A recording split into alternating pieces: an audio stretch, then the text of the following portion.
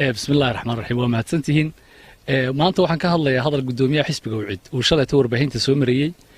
taasoo uu kaga hadlay dhowr arrimood oo ay kow ka tahay buugii uu xisbiga wadani helay ee ahaa xaashiyaha originalka ama asliga ah ee kuwii lagu codeynaya oo commissionkuna uu ka hadlay oo ay markii hore yiraahdeen buugga halkii laga keenay ciddii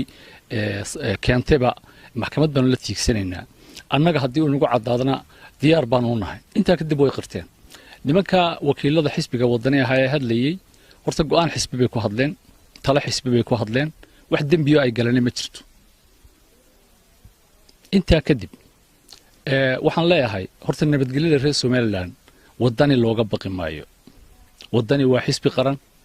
dalkan la xijecla kaga jirta had iyo goor gudoomiyaha xisbiga UCID wuxuu isla soo taagaa sidoo keligii dalka la xijecla ka leeyahay anigu la xijeclaan ka leeyahay oo dalka dagaal ka dhici maayo waxaan leeyahay horta marka ugu horeysa dad badan oo aan dan ku qabin adigu xisbi baad leedahay oo ad ku shaqaystay laakiin ka gidaarka jiifa ayaa kaaga la xijecla badan nabadgelyada dalkan cidna lagu bajin maayo xisbiga UCIDna maanta dagaal iyo nabadgelyo toona Soomaaliland midna uba horseedi karo waxa ka fiicnaan lahayd xisbiga wadani oo maanta hambaliyada uu xisbiga UCID sheegay abaal buu ku qabi lahaa kulmiye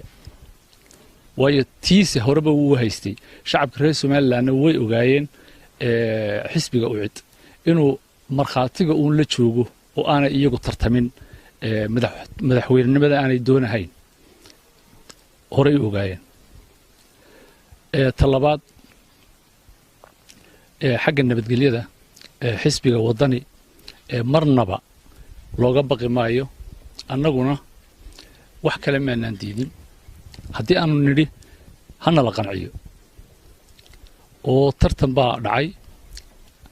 doorashaan ka qayb galay tartan xalaal buu ahaa hase yeeshee mid madow badan buu yeeshay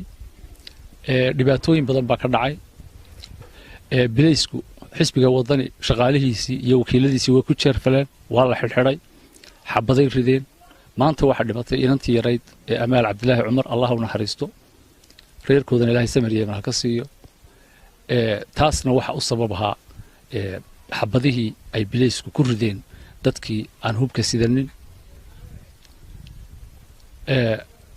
inta kadib waxaan leeyahay annagu haddaan xisbiga wadani nahay marnaba looga baqi maayo inaan nabadgelyo darro dalkan ka sameeyno haddii uu xisbiga kulmiye helana dee waxa weeyaan muuse waa nin u qalma madaxtinimada dalka waanu tartamay waxaanu la mid ahaa dee ragga kale ee la tartamayay cidun baana ku guulaysan lahayd hadduu ku guulaysto oo aanu ku qanacno oo maxay ahayd doorashadaasi aanu ku qanacno dee waxa weeyaan cidun baa heli lahayd kursigu laba nin marka horeba muuqaadeen marka waxaan leeyahay talada uu Faysal sheegay uu hal isugu yimaado tala qaranna waxaan leeyahay dee horta xisbi uun baa guulaystay xisbigaasna nin baa madax ka ah talada qaranka ninka iyo xisbigiisu baa hayee mar haddii la tartamay tala qaran oo la isugu imanayaa ma jirto nin waliba uu ka calaf qaaday xisbigaas guulaysta iyo madaxweynaha soo baxa ayuun baa talada dalka qabanaya tala qaran oo la isugu imanayaana ma jirto wax la iska weydiinayo oo maxay ahayd tala ah waayo mar haddii lagu tartamay tartankii cidun baa ku guulaysatay annaguna waxaan mar labaad shacabka u soo jeedinayaa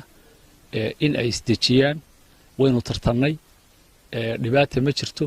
marka horeba guul iyo guul darraba waynu filaynay tii imakana ay noqotaba haddii Ilaahay raalli ka noqdo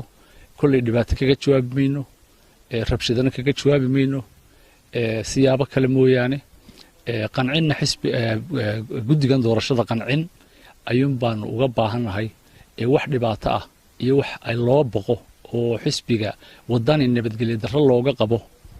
oo cid kastaba xisbiga wadani baa uga la xijeclo badan nabadgelyada iyo midnimada dalkan aad iyo aad baa u mahadsantihiin